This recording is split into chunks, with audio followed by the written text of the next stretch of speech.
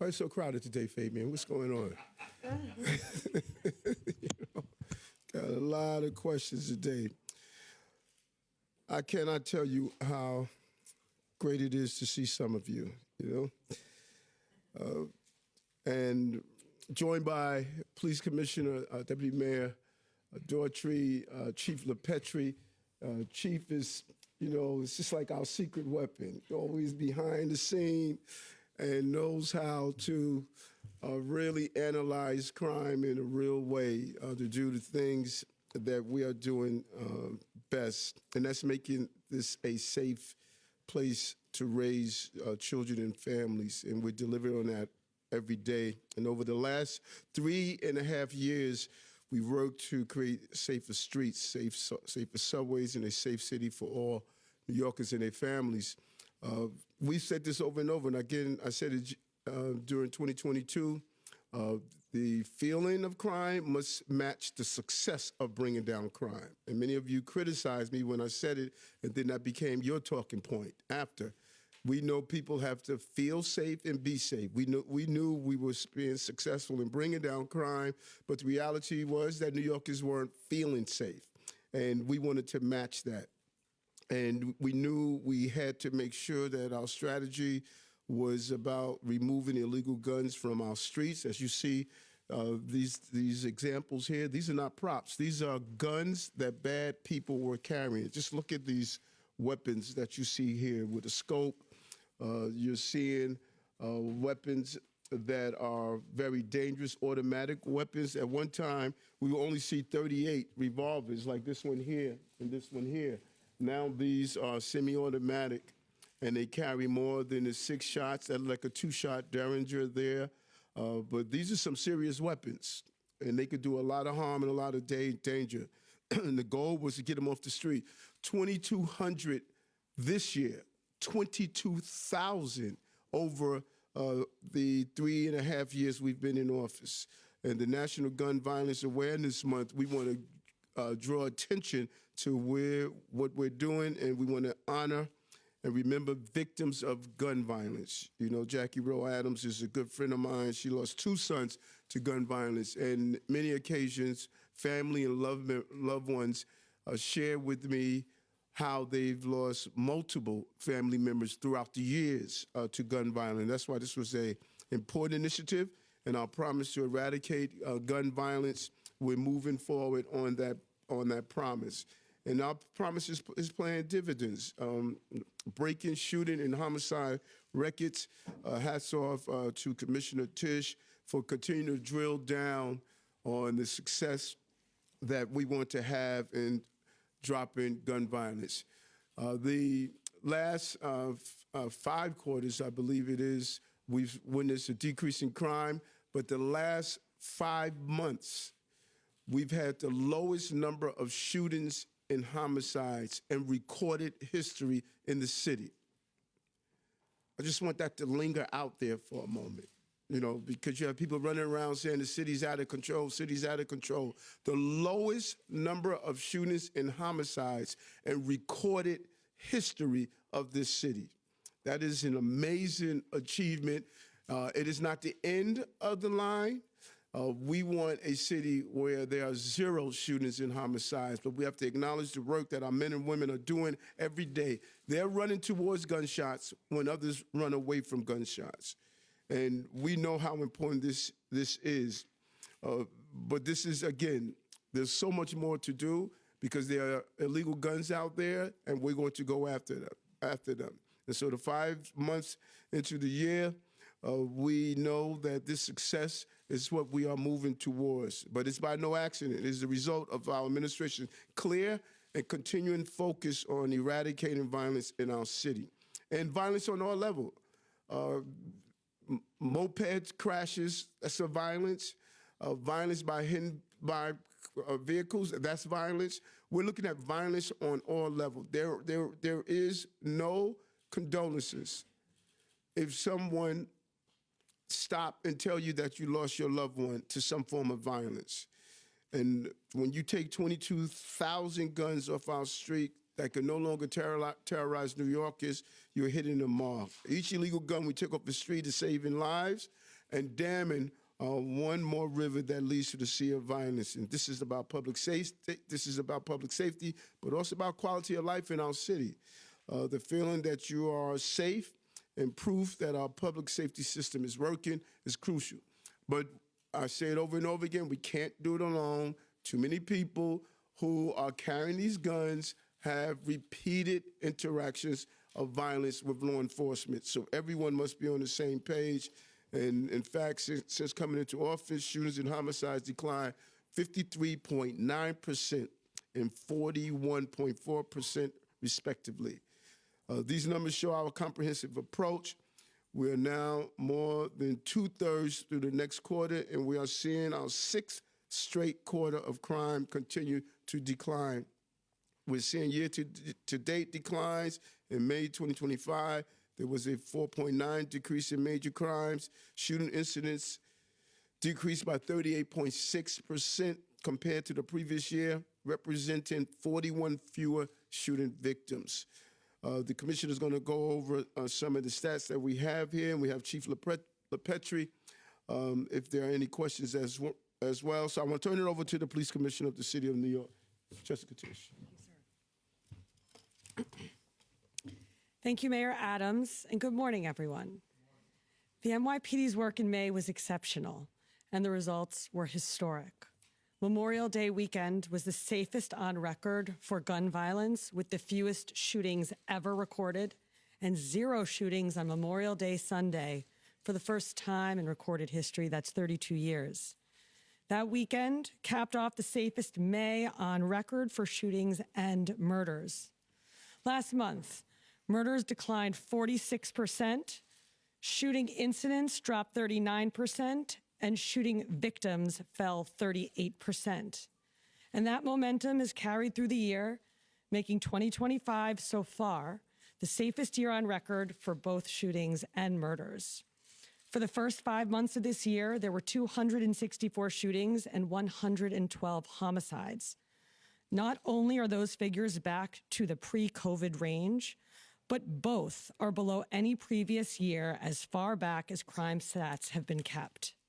Before now, the record low for shootings was in 2018 with 267, and homicides was 2017 and 2014 with 113. That is not luck, and it is not a coincidence. It's the result of our bold, aggressive, and data-driven summer violence reduction plan and the extraordinary work of 49,000 members of the NYPD who are focused every single day on one thing: public safety. And that progress isn't limited to shootings and murders. For the 8th month in a row, major crime is down citywide. It is down in our precincts, on our subways, and in our housing developments. And our summer violence reduction plan is aimed to continue this progress into the warmer months through the expansion of our citywide zones. As we've seen over the past several months, this scalpel approach to crime fighting works. Throughout our zone deployments in some of our city's most violent areas, major crime is down nearly 20% year to date. We've now expanded that strategy into 70 summer zones across 57 communities, the largest deployment of its kind in NYPD's history, with 1,500 uniformed officers on foot posts in precincts, public housing, and the subway system, all focused on high-priority crimes and shootings. Because just 12 square miles scattered across 5 boroughs, only 3.5% of the city's land accounts for 41% of all shootings. That's not just concentrated violence. That is a clear call for precision policing. And it's not just cops on foot posts.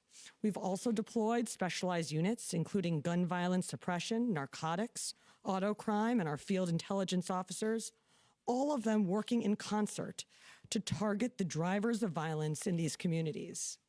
Since the Summer Violence Reduction Plan began on May 5th, major crime in our summer zones during deployment is now down nearly 28%, with shootings down 65%, felony assaults down 52%, robberies down 25%, and grand larcenies down 21%.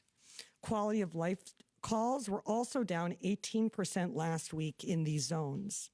And across the city, our officers have already recovered nearly 2,270 illegal firearms this year, a critical part of our mission to prevent gun violence before it happens. That effort would not be possible without the leadership of Mayor Adams, who has made illegal gun enforcement a top priority from day one. And let me be clear, we are not letting up. We'll keep applying pressure exactly where the data points us to ensure the rest of the summer is just as safe. While I laud the mayor's and the NYPD successes fighting crime, I'm equally candid about the challenges that we still face. 3 weeks ago, a 16-year-old girl was killed by a stray bullet fired into a group of children by a 14-year-old boy who was handed the gun by a 13-year-old boy. It was a tragedy, but it was not an aberration. From 2018 to 2024, the number of children under the age of 18 arrested with a gun increased by 136% in New York City. Over the same time, shooters under age 18 went up by 92%, and young shooting victims increased 81%. So far this year, 36 or 14% of our shooters in the city or persons of interest in a shooting were under the age of 18. And 44, also 14% of our shooting victims were under 18. I have seen enough. This all went off the rails when the first part of New York State's Raise the Age law took effect in 2018. The legislation changed both the age of criminal responsibility and the way that teenage offenders are processed in our courts. The idea behind this was one that we can all agree on. Children should not be treated like adults in our criminal justice system. But when the age of criminal responsibility went up, the age of criminal suspects went down. Gangs and crews began recruiting younger and younger members and had them carry the guns and commit the shootings, the robberies, and the assaults. And we cannot forget, when more shooters are kids, more shooting victims are kids too. Seriously bad things come from a consequence-free environment. And right now, juveniles who commit serious crimes in New York City are living in a virtually consequence-free environment. I believe that Raise the Age was a well-intentioned attempt at protecting our children. Unfortunately, instead, it had the unintended consequence of putting them right in the line of fire. Until our laws change, Mayor Adams has made investments in a variety of programs specifically tailored for at-risk youth. And every day, our cops are out there in the neighborhoods that need them most. So, to the women and men of the NYPD, thank you. This progress that I've announced today is a direct result of your hard work, your presence out on foot posts in the heat, and your tireless commitment to the people that we serve. And thank you, of course, to our public safety mayor, Mayor Adams, for your continued support of this department and for ensuring that we have all of the tools that we need to make our streets safer. Thank you. Thanks so much, Commissioner. Well done. And the challenge, this right here, just looks like a little simple device, but it's not. In fact, it's a handgun. And it just folds up, has an extra area here for bullets. This is what officers are going up against every day. These simple devices and the complicated ones here and the challenge that they face. So I'm going to open up a few questions while Commissioner and her team is here.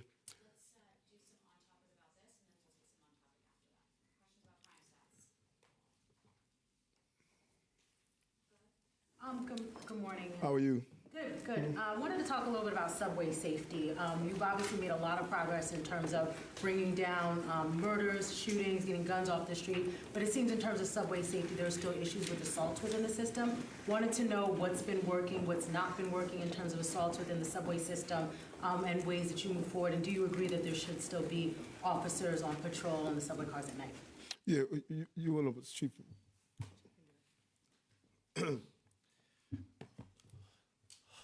we have the most aggressive subway plan that I've seen over the past few years. We have officers exactly where they should be deployed to the platforms and the trains. And what we've seen is a reduction in crime on the platforms, on the trains, and that's exactly what we thought. As far as the assaults, we know that mental illness plays a part of this, and that's what our data shows us. So with the coordination of the mental health system and obviously officers in transit, we have really done a very good job targeting areas that we do see more prolific people who assault individuals in transit. And we've done well with that, whether it be layup locations like 34th District in Coney Island or other end of the line. We've actually been very aggressive and we see very good results. The overall declines in transit crime this year? Yeah, so transit crime has reduced approximately 5%. We've seen reduction in areas that really have been stubborn for us, some corridors in Manhattan. But really where we've seen a lot of good progress is in Brooklyn and also in Queens. And, you know, when we see the individuals that continue to prey on New Yorkers, and when we look at those individuals and we analyze those individuals of what type of crimes they're committing, a lot of them are low-level crimes in transit. Right? So we treat that differently. And what we've seen is when we take those individuals out of the system for committing a low-level offense, well more than 50% of them already are walking around the streets with a warrant. And we deal with that, and we've dealt with that, and that has really helped us reduce crime in transit. In terms of the assaults, what more do you need, or what else could help you push the numbers even lower? I mean, look, mental illness is tied to it. It is. So again, we're working, you know, I know the mayor and the police commissioner, you know, we're doing as much as we can to work with our partners and see, you know, removing those individuals from the transit system when the law allows. Thank you.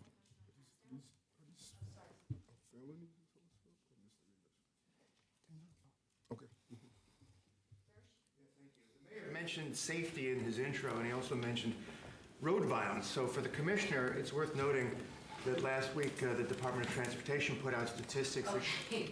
Do you have a question about crime stats? These crime This stats? is literally about crime Okay, all right, stats. sorry. The mayor mentioned road violence in his intro, All right, go ahead. and road violence is a key part of keeping people safe in the city. The commissioner knows that, and she also knows that the Department of Transportation issued statistics that showed that in the first 4 months of this year, crashes and injuries caused by the riders of electric bikes are down by double-digit percentages. Nonetheless, you launched a criminal crackdown because you said that the tickets, regular traffic tickets issued against e-bike riders, were meaningless.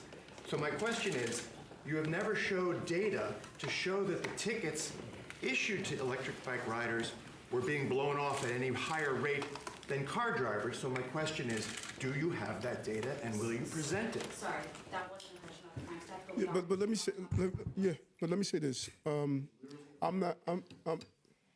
I'm not sure if you know what our campaign is. Our campaign is Vision Zero. So to say, and I'm surprised to hear that from an advocate, to say that the numbers are down, the numbers aren't zero. My goal is zero, because I can't go to a parent that the child was almost hit in Williamsburg. I can't go to Michael Miller, who had his leg broke and he has pins in it right now, and say that, well, the numbers are down. No, my mission is Vision Zero. And the only way you won't get a summons is don't speed. Don't break the law. That's all. This is not complicated. Don't break the law. You break the law, we're going to find a way to make sure you come to court and make sure you right-size your behavior. I don't know if you have crossed over some of these bike lanes and seen how fast people are riding. It is out of control. I have not gone to one community board forum, one community senior forum where they haven't said over and over again for almost a year now, Mayor, I need you to do something about this. And so the goal is zero. And then when we get to zero, then we can engage in that conversation. Mayor, you did have a plan for a Department of Sustainable Delivery. All right, which, so let's stay on topic again. And we're going to do an off-topic, and we'll come back to you. Monica, go ahead. The stats he asked for. Monica, hello. Yes. My question is about the guns removed. Do you have statistics on like where are they removed from the most, transit system, or how do you take those illegal guns off the street? And the second question, Commissioner mentioned that there is a centralized effort in specific areas that are most crime driven. Would you say that the sole presence of more police officers in that area is enough to see those improvements within 1 month? Thank you. So I do believe 22,000 guns removed from the streets of New York City over the past few years has interrupted the flow of guns into New York City. I do believe that with that large number. We analyze everything. So we do know the percentage of how we recover a gun. So say, for instance, search warrants. Search warrants usually equate to about 10% of the guns recovered in New York City. Vehicle stops, usually about 40% of the guns recovered come from vehicle stops. People stopped on the street, somebody walking with a gun in possession is usually about 30%. So we look at all of that. As far as the largest concentrations of guns, it's the Bronx, with no surprise, because it's 37% of the shootings in New York City, right? And that's why we put 42% of the graduating class into the Bronx. And that's why the 4-4 precinct had no shootings for the month of May. That's incredible. That's incredible.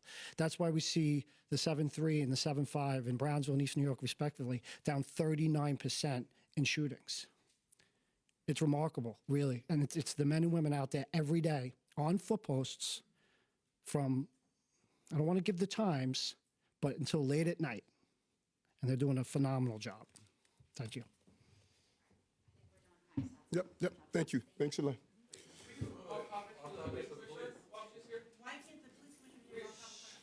Because this is our presser. That's not complicated. You can catch up, reach out to her.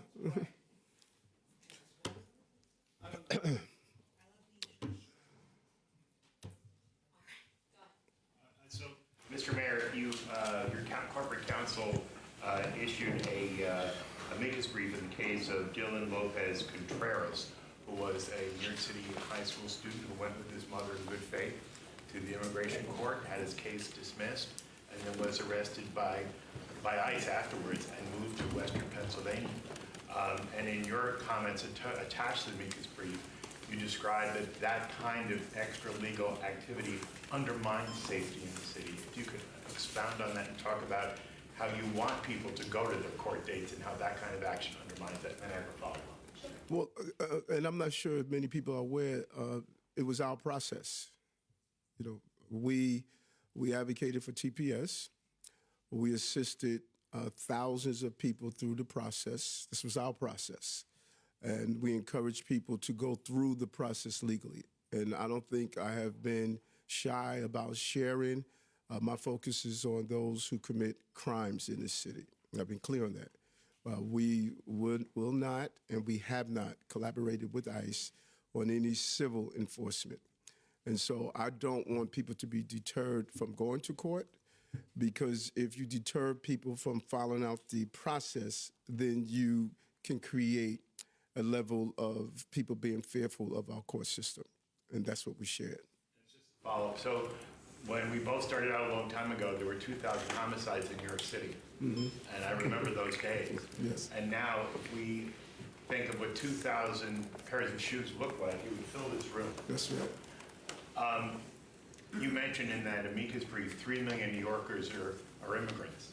Isn't part of the secret sauce of New York undocumented people here who come and have the foundation of faith, family, and work? Isn't that the thing that's revitalized this city that we both love? I've said that over and over again. Not only did I say it, we displayed it. I don't know if you really understand what housed 230-something thousand people with not one child or family sleeping on our streets. The success of this administration, getting thousands of people through the legal process, giving the support, educating 40,000 children, matching and reaching the buses that came in. We lived up to our responsibility, and we're going to continue to do that. And I believe what you just raised is important. A lot of people who are in this room, they were not here during those 80s. They didn't know what the city was like. so they don't fully appreciate the removal of 22,000 guns and dropping from 2,000 homicides a year down to the numbers that we are currently experiencing. I was there. Not only was I here, but I was a police officer at the time. And we're going to continue to make this a safe place for all residents of the city. That is my responsibility. How you doing, Masha? How are you today? Good. I have two questions. The first one actually has to do with this. You're running for re-election on two lines, one being safe, affordable city. So is this, I guess, exhibit A of what you're trying to say to New Yorkers in terms of your ability to keep the city safe and affordable? Well, what frustrated me with politics all the time is how people run on one thing and produce another. I ran on housing, we produced it. I ran on recovering our economy, more jobs in the city's history. I ran on leaning into our young people. We have the largest number of children who are in pre-K, 3K. 100,000 summer youth jobs, 110,000 young people are in our Summer Rising program, going after justice-involved young people. We did that with our CRED program.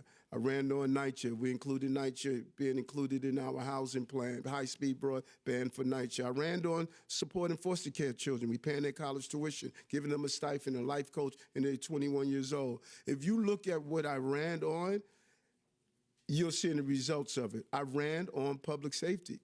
And that was at Paramount. And you know what's interesting, Marshall? Everybody was telling me, as a Democrat, you can't run on public safety. It won't resonate. I knew people wanted to be safe, and I stuck to that. And the results of that, you're seeing the results of the things that I ran on. I am running on my record. Other people are running from their record. They're trying to redefine themselves. But you can look at what I ran on, and you're seeing it here. And every day I'm delivering on the promises I made to New Yorkers. And when you look at what we were experiencing pre-pandemic and what we're experiencing now, there's a total different city that I'm proud of. My second question is this. Andrew Cuomo has given a number of interviews recently where he talked about the fact that if he is elected, he is going to campaign in Washington and around the country to alert people to the cuts that the federal government is making on Medicaid. And he wants to organize in Washington and around the country to attack the Republican policies. How do you feel about that? And is that something that the mayor of the city of New York should be doing?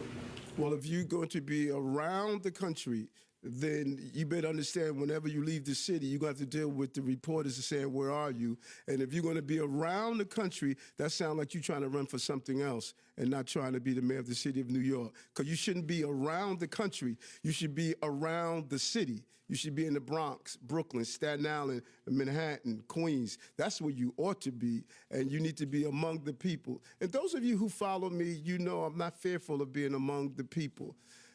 I don't run for office, campaign office, or I'm not in office hiding out anywhere. I'm willing to take whatever comes with this job. Being the job of mayor is different from being the job of any other lawmaker. The mayor, you have to be closely engaged with people. And the job of mayor is not around the country, it's around the city. Still campaigning for mayor, which is, if you got reelected, would you be campaigning against the Medicaid cuts that could affect your constituents? Yes, we're going to advocate for delivering for the city. And, you know, when you advocate for delivering for the city, you have to ignore those who complain about you going to Washington, D.C. To bring back a multi-billion-dollar job. You know, there's an irony to whenever I speak to D.C., I'm placating. But when the governor goes to D.C., it's all right. When governors across the country go to D.C., it's all right. I have to really ignore all of those things that people are saying and stay focused on delivering for New Yorkers. And I'm delivering for New Yorkers. And the numbers prove that. Two questions. Yes. So first, did you know the crypto kidnapping victim through Brock Pierce? I'm sorry, say it again. Did you know the crypto kidnapping victim? Did you know him through Brock Pierce? His name's Michael. This is the crypto victims. Did I know? Did you know him at all through Brock? No, didn't know. And the second question. Why did it take so long for you to respond about the high schooler Dylan Contreras? Are you worried that city residents are going to feel that you don't have their back? Well, what's your definition of taking too long? Last week, this question was asked, and I was very clear that, they're not in our schools, they're not in our hospitals, they're not carrying this out anyway. I was very clear on my position. And the Corp Council will respond based on the law. And the Court Council made a decision to do an amicus brief after finding out all the research and all the understanding. That's how we should function. We shouldn't just shoot from the hip because someone raised a question to us. Court Council did their job. They briefed me, and then we made the determination to do amicus brief. And people should go to court. I said that over and over again. Just off of that, I guess, what is your message to migrants who have to go to court for their dates and are seeing these kinds of ICE raids? They're going there and they're getting their case dropped and then getting arrested minutes later. And then separately, the first Democratic debate in the primary is tomorrow. What would you want to ask Andrew Cuomo if you were on that stage? First, let me ask you your first question. They should seek their counsel. That's what lawyers are for. They should seek their counsel. Someone is going to court, they should sit down with their counsel and be guided by their counsel on what actions they should take. I would encourage everyone to do that. Seek your counsel, seek counsel from your counsel, from your lawyer. You said the question that I would ask if I was on the stage is just where your consistency. And I'm pretty sure other candidates are going to raise that question. Where's your consistency? You got in the way of increasing minimum wage when Bill de Blasio attempted to do it. You took away, you brought Tier 6, and now you're saying you're going to reverse it. You took away the Advantage program that really led and contributed to the homeless problem that we're having. You took away the psychiatric beds. And now you're saying that you will close Rikers and you will remove all the people with psychiatric issues from Rikers. And I think he said 30 days. Somebody asked me that. In 30 days, I don't know where you're going to put them because you took away the psychiatric beds. Bail reform, that's your baby. The smoke shop, cannabis shop, that was your bill. We had to fix it. I spent so much time fixing the governor's mess. If you look at a lot of the energy that I had to do, I had to correct what he put in place. And now he reached the point that, he would say any and everything to get elected. How about just being honest? He understands how government operates. And so my question to him is, what Cuomo, as we speak, are we speaking to right now? Hey, Mayor, how you doing? Good. How are you? Good. So there have been some calls from mayoral candidates regarding comments that Councilwoman Vicky... I'm sorry, regarding what? There have been some calls from mayoral candidates regarding comments from Vicky Palladino that Zohran Mamdani should be deported based on the fact that she's a socialist and two lefts, according to her. I'm wondering, do you condemn that sort of language? He is a naturalized citizen. And my second question is, tomorrow is the debate. You're the sitting mayor. You are a Democrat. You're not going to be there. I'm wondering if that feels unusual to you, and what are you going to be doing tomorrow during that debate? Will you be watching? Will you be critiquing? I think all of us could tone down the rhetoric. I said this a year ago. We all can tone down the rhetoric, all of us. And so if we want to point to Vicky and what she stated, we need to point to ourselves first.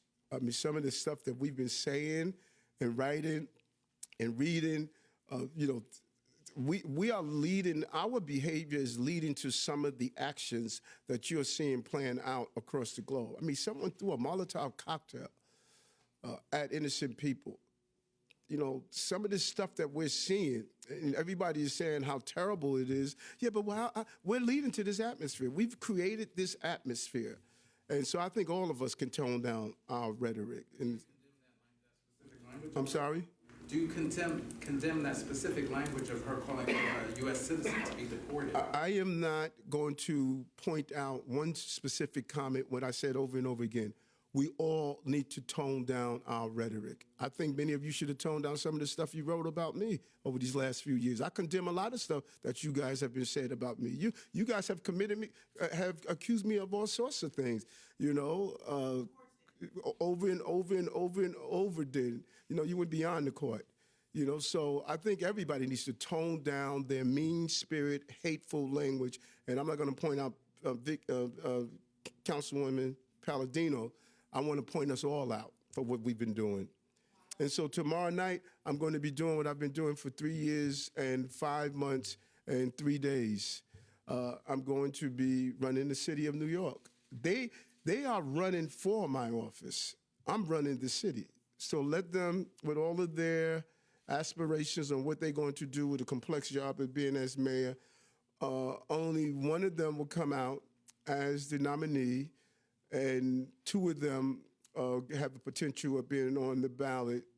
So we'll see what happens. Mayor, 2 questions. Yes, how are you? Good, how you doing? Good. One is serious, the other one a little light, but wondering what you think of this new tactic of the Trump administration of arresting people at their hearings, the hearings that they're required to go to. And the second one's about your son, Jordan, and Eurovision.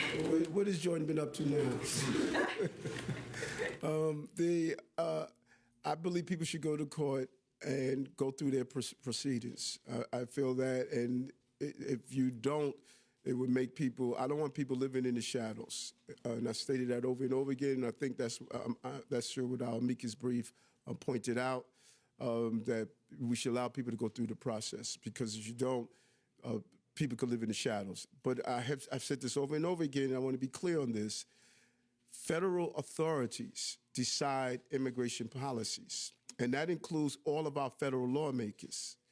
And so I hear people over and over saying, well, Mayor, do something, do something, do something, do something. We need to be clear on what the mayors can do across this country. The mayors have their powers. Federal lawmakers have their powers.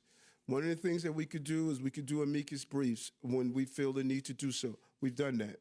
We can sue when we feel that money was taken from us. We've done that. There are a list of things that we can do. We could go to Washington and advocate for us like I did under the previous administration and like I did under this administration. We've done that. We're doing our job. But I find it interesting that you're not asking our federal lawmakers, what are they doing?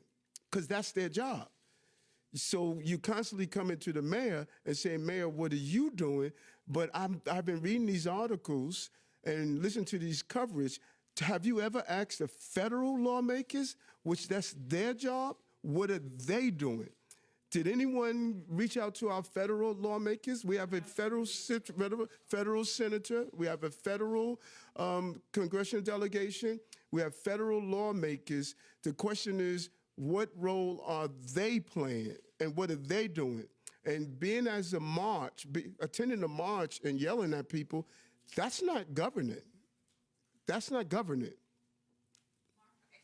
On your son, however, Yes. I'm wondering if you're on board with his party rap songs. I know that the drill rap you don't like, but I'm wondering if you're on board with that. And also, how involved is he currently, or will he be, in your mayoral campaign? Jordan is amazing.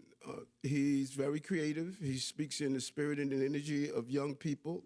I'm excited about what he's doing. He's teaching now also, and those students, they love him. He utilizes his entertainment aspect and his ability to write and do films. He incorporated it into his lesson plans.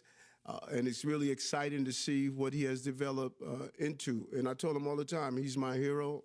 He's the Paul Robeson in my life. He's a very focused and disciplined young man. And those who have children, that's all you could expect for your children. I did a great deal of sacrifice to get him through American University without any debt. And that investment is paying off. And whatever road he wants to go down, whatever way he wants to use his ability to write. He's creative. He's well-educated. I'm looking forward to what the future holds for me. He would definitely exceed me, because when you come home and you say, I'm married to the mayor of New York, nobody likes that. They like it when you say you're married to someone as creative as Jordan is. I just want him to have some grandkids. Mr. Mayor. Yes. let's go back to that crypto case that we had heard about before. Yes. Right now, NYPD is launching an investigation, internal investigation. 2 NYPD detectives are on modified duty, including Yes. one of them on your detail. Just your reaction to that, and are there other NYPD officers under the microscope right now? I'm not aware of it. Everybody has to follow the rules. That's it. Everyone has to follow the rules. The supervisor there assigns who's going to be on my detail. They do so, but everybody has to follow the rules. It doesn't matter if you're on the detail or if you're just on patrol. Everyone must follow the rules, and if someone did something wrong, the investigation will determine that. Going back to Dylan's case, and I Yes. take your point that mayors have limited power here, but you are someone who's met with the president before and have spoken about how I think your goal in doing that is to help New York City. If you were to sit down with President Trump, or the next time you do, would you explicitly tell him that this strategy, his administration's strategy of making arrests at these hearings, that you disagree with that and you would like that to not happen in the city? Listen, I say this over and over again, and that's why people like talking to me, because I don't go into private conversations. You know, you don't hear me calling you, giving you tips and leaks. People are comfortable with speaking with me because I don't go into private conversations. And so any conversation I have in a private conversation with the president, I would tell you about an outcome of something, but I'm not going to go into private conversations. But again, I'm going to say again to you, to all of you, there are other offices in this city. I really believe that thorough journalism would start asking the questions to those who are empowered to deal with this issue. Federal authorities are empowered to deal with this issue. And dealing with this issue is not merely holding rallies. Go to the federal authorities who are elected to handle this issue. I'm elected to handle city issues. I'm elected to have 230,000 people come into the city. I'm elected to educate their children. I'm elected to put in programs that will allow them to get work authorization. All the things that I am required to do, I'm doing. Federal lawmakers have to deal with immigration reform and all of those other issues around what is playing out. That's the job of federal officials. Why is that challenging to understand?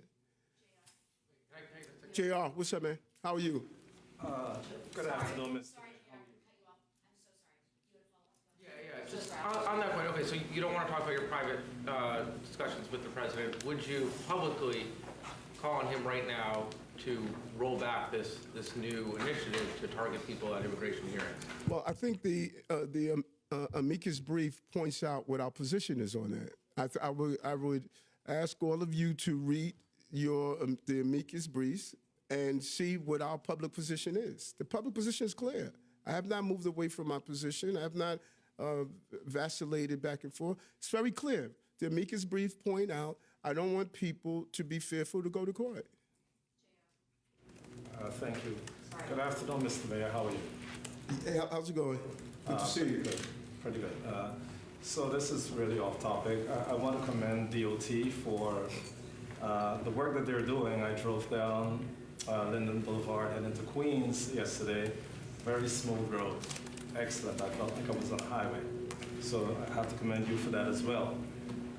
But then there are all these speed cameras along the way. Brooklyn and Manhattan, so many speed cameras, so many tickets that we come up against. And I know that most times we're going to hear is the controlled people, but it's only a few bad actors out there, but everyone is paying. Long Island, they petition all of the speed cameras away. What do Brooklynites do? Yeah, you know, now listen to what you just said, though. You said there's only a few bad actors, but everyone is paying. You don't pay if you don't speed. if you don't speed, you don't pay. You know that? And so the best way, going back to what I answered before, the best way not to get a speed summons is not to speed. You don't get a speed summons just because you're driving down Queens Boulevard. And remember we used to call Queens Boulevard? The Boulevard of Death. people were dying on Queens Boulevard. And so what the reports have shown us, people who get one or two modify their behavior. Even around school zones, they modify their behavior. Because no one wants that $50 summons coming in the mail, and you all of a sudden say, well, you know what, maybe I need to slow down. And so when it comes down to public safety, that's a hard call for me. I don't want people getting summonses, but I don't want people speeding. I went to a number of vigils, a number of family members when I was borough president, as the mayor. This is traumatizing when you lose a loved one that's a victim of a vehicle crash. And so my advice to people, everyone that's getting it, stop speeding. Yes, good afternoon. And Jay, how are you? I'm well, thank you.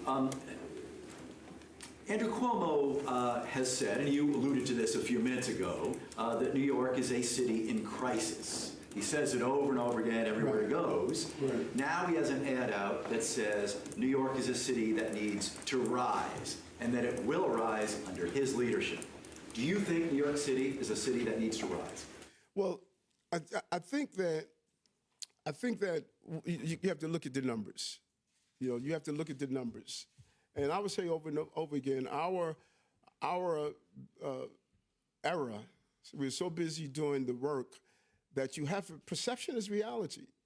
And when you get those high-profile shootings, those high-profile incidents, although your numbers are decreasing, although the economy has recovered, although we're outpacing the state and reading the math, we're doing some great stuff. People need to also feel that.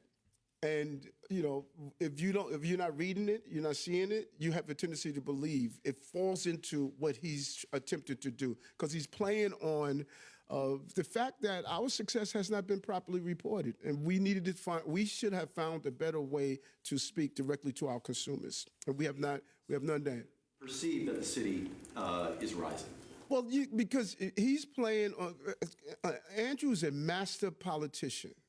I mean, he grew up in this under his dad, going to governor. He, never really had to ever campaign for anything. The Cuomo name went so far because people really adored his dad, and he was always allowed to be in his cocoon.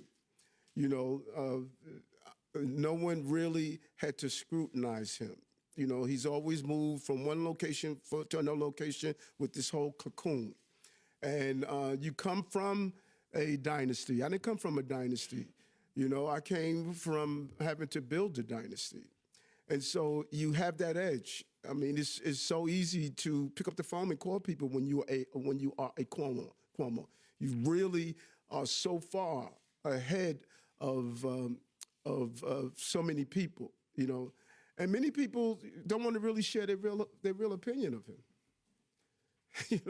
Many people don't want to do that, And so when you look at the fact of what we've accomplished in the city, he knows that. He's very clearly understand how successful this administration is. When you look at record lows in crimes, more jobs in the city history, all of these things, housing, all these things we have done.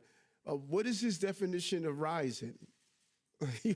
We came out of COVID when shops were closed. You could walk down Times Square and no one was out there. We have turned this city around. And so I keep saying I had to fix his policies. Cannabis law was his law. Bail reform was his law. A Vantage program where we were subsidizing housing, he dismantled that. All of these things, they were his issues, his initiatives, and he's trying to move away from that. So the city is rising, and we will continue to rise. Hi, Mr. Mayor. Two quick questions. Yes, how are you? I'm doing well, thank you. Good. Have you been in touch with Dylan and his family? I'm sorry, who? Have you been in touch with Dylan, the high school student, and his family since he was detained? And do you plan to visit him? And then the second question, as I'm sure you know, the city has until August 29th to come up with 4 names of who they'd like to see appointed remediation manager for Rikers. Who would you like to see in that role? One, no, I have not communicated with his family, and no, there's no plan to visit him. And the judge has made her decision to do what she's doing with Rikers. She can handle it. She wants Recommendations? whatever the process is for us to do a recommendation, we would do so. Our recommendation is we should have continued what we were doing. And so she made the decision that someone else can do it better, then it's up to her. The same way they made the decision that someone should be in charge of NYCHA years ago. We spend millions of dollars. Is NYCHA any better? So I don't know why people buy into this concept that you spend millions of dollars we have a special monitor there already. I know you're aware of that, right? Millions of dollars we pay into the special monitor who doesn't even live in the city. So we continue to pay these millions of dollars in NYCHA, millions of dollars in the police department, millions of dollars in Department of Correction. They put these special monitors in place. And so, the law department would do what they have to do. Whatever she tells, she's a federal judge. Whatever she tells us we have to do, we're going to follow the rule and do what she have to do. We knew we were turning around NYCHA. The commission has done an amazing job in doing so. Decades of problem. Yet 3 years and 5 months, with all the success we've had, she made the determination she wants a remediation manager. I do what's in my control. I don't control federal judges. And so whatever way she wants us to do the process, we're going to follow the process. You said no plan for Dr. Dillon's family? Why? How come no plan for that? Where we going? Yeah, Monica. Mr. Mayor, can you give us an update on the Roosevelt Hotel, if it's going to be closed this month, how many people is there, and what's going to happen to them? And the second question about Andrew Cuomo, but a little different take. He said probably that maybe he shouldn't have resigned and defend himself at that time. I was thinking whether he was also, looking at your example, how you handled your case when he was saying that. Listen, first of all, you guys are all aware we spent $60 million on that, right? $60 million. Think about that for a moment. And so when people were telling me to step down, I said, no, I'm going to step up. Hard times make strong people. I didn't abandon my responsibility, my sworn oath of going into office. I did not abandon that. And when someone abandoned their responsibility, we should look on that and ask ourselves, what happens with the next tough situation that's coming up? Because there could be more tough situations. Do you depart? Do you run? Do you leave? I'm not going to do that. I'm a New Yorker. I'm a fighter. And the beauty is I actually lived in New York for my life. Yeah, we find out exactly how many we have there in the recovery. We're going to be moving folks to the DHS system once it's closed. And right now, my understanding is close to about 700 and something people, around 750 people. Can you respond to an incident that happened last week where DHS officers handcuffed a staffer for Representative Jerry Nadler in his office in Manhattan? No, I can't. I think the congressman should respond to that. I don't have enough detail to know what happened. I do know. I tell my staff here, we should never interfere with actions that's taking place. And so I don't have all the details there. I received criticism from folks when I was telling my staffers, don't interfere. Call the legal team and let the legal team do what they have to do. You are not to interfere. Because if you do interfere, corp counsel can handle you up to your charge, but if you're convicted, you're on your own. And so I made it clear to city employees, you are not to interfere with what federal authorities do. And so Congressman Nadler can respond to his staffer. Hi, Mr. Mayor. Yes, how are you? Good. Just following up a little bit on Monica's question, actually. When Cuomo said that the state would be better off if he hadn't left. It was kind of taking a shot a little bit as well at Hochul. Do you think that he would have done a better job than Hochul over the last 4 years? And second question for you, he also had this plan to remove people who are mentally ill from Rikers, and he said low-level offenses, people who've committed low-level offenses, or non-violent offenses. Now, just a few moments ago, you had people on the NYPD here talking about how they have arrested people who have these low-level offenses.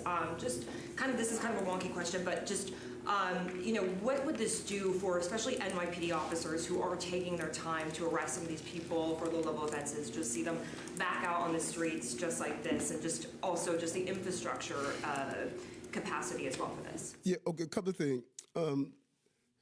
Governor Hochul helped fix the bail reform. Governor Hochul helped fix the mental health crises. Governor Hochul helped fix his cannabis law. Governor Hochul helped fix the criminal justice problems that we were facing. Governor Hochul modified the congestion pricing situation that he put in law. Governor Hochul dealt with the cannabis problem. And so I'm just really baffled about this. Which Cuomo are we dealing with? These were all of his initiatives. And so now he's saying, the initiatives that I did, I'm going to fix. I'm going to, what he did with Tier 6 and employees, I had to fix that. What he did with allowing cannabis shops, he said we stood by and allowed cannabis shops to open up. That was your law. We went up to Albany to fix that. What we're doing with these recidivisms, that was his bail reform law. And so I don't know, I'm really not quite understanding what he's saying. He really believes that people don't know his history. And to say now, you know, I made a mistake, I shouldn't step down. I made a mistake, I shouldn't have Tier 6. I made a mistake, I shouldn't have stopped Bill de Blasio from raising the minimum wage. I made a mistake, I made a mistake, I made a mistake. I'm going to be all over the country. This stuff is just, I mean, this is like hilarious, you know. Yeah, you guys would never let me get away with this. You know, you guys would have never let me get away with this. You know, the move should have been, Marsha, he should have just sat down and said, I screwed up. I screwed up. You answer questions, he doesn't. Right. You know what? Katie would follow me around with his phone in my face if I would have done that. You know, and you know what's interesting? The thing that he I'm telling you, what he really doesn't understand, being mayor is different from being governor. Being mayor, you know, I can't even tell you folks what it's like being mayor. New Yorkers have 5 fingers. You know the one they love the most? Being mayor, you are in the trenches. People just don't walk around and say, you know, you're not going to be protected. You could be sitting down in a restaurant eating a meal. New Yorkers don't care. You know, you could be on the subway station. New Yorkers don't care. And when you look at the life he lived as HUD secretary, as AG, as the as the son of a governor, as governor, that's a different life from being the mayor of the city of New York. So what life did I live? Police officer, people always telling cops how they feel, state senator, borough president, and now mayor. You better have a thick skin. And you can't hide being mayor. Everyone knows who you are as the mayor. Everyone knows who you are. So, you know, mayor, you can't hide in the suburbs. I'm telling you, it's a different job being the mayor. So, Also the mentally ill from Rikers. Think about the numbers on Rikers. 51% of Rikers inmates are dealing with mental health issues. 18 to 20% are dealing with severe mental health issues. And to be on Rikers, you have to commit a serious crime. And so if he's saying he's going to take the 7,400 people, 51% of that, over 3,000 or something, and just turn them back into the street without giving them the support they deserve of that. Think about the public safety nightmare of that, of taking 3,000 something people in 30 days, putting them back on the street without giving them the support and without giving them the mental health they need. Now you got 3,000 and something potential people who could commit another assault on an innocent person, push someone on the subway station. That is so irresponsible. And then you have these officers who are carried out their jobs, and now you're telling them, well, I'm just going to release over 3,000 people in 31 days back into on our city streets. That just makes no sense to me. And I don't know a public safety expert that would say that's the right thing to do. Now, if he says he has 3,100 psychiatric beds, then okay, show me where they are, because you cut them before. If he says he has another plan to house them somewhere, okay, let me know where. But he told you he was going to do this. Did he tell you where they're going to? That's how he does. He just, I'm just going to throw this out. It sounds good. I get a nice headline and, just keep it moving. Then when y'all try to ask me about it, I'm nowhere to be found. We're going to let you go before I bounce. Yes. Yeah, let him. Yes. Yeah, always. Always. Questions. One, the ferry service down at Staten Island, City Ferry, has complaining about the scammers. I know you visited down there. The CEO says it's worse than ever. There were 81 scammers down there the other day. Some of them look like they were underage kids. He says the city, because they get a cut of the tickets, are losing $2 to $3 million a year because the New York City traffic is down, whereas on the Jersey side it's up. And his complaint is that the city doesn't seem to be doing anything. All of the vendors in there are all illegal, even the guys selling the souvenirs and hats and buttons and all that, and the ticket scammers. Yep. And I spoke with the PC, and when we went down there, as you were with me, we didn't see it, and so we need to identify what the hours. Christine Latagano said that there's some different hours, and so we're going to try to go back down there. Okay. Yeah. Follow on the bike safety issue. One of the complaints that people have is police, the reason numbers may be down is they don't take reports. I had one person said she was hit by a motorized e-bike, and the police said, well, if you're injured, go call the fire department. We'd only take a report if you were dead. That makes no sense. The police said we only record fatalities. We don't record injuries. That's the fire department. So one reason the numbers may be down is the police don't report every bike collision. And they should. Someone is a victim. Bikes must follow the same laws that vehicles follow. A lot of people don't realize that. Bikes must follow those same laws. And a police officer should take a report if someone is a victim of a bike crash. It's not only vehicle crashes, but bike crashes. You should also take a report, and as well as scooters as well. And so that's incorrect. Okay, I got to bounce.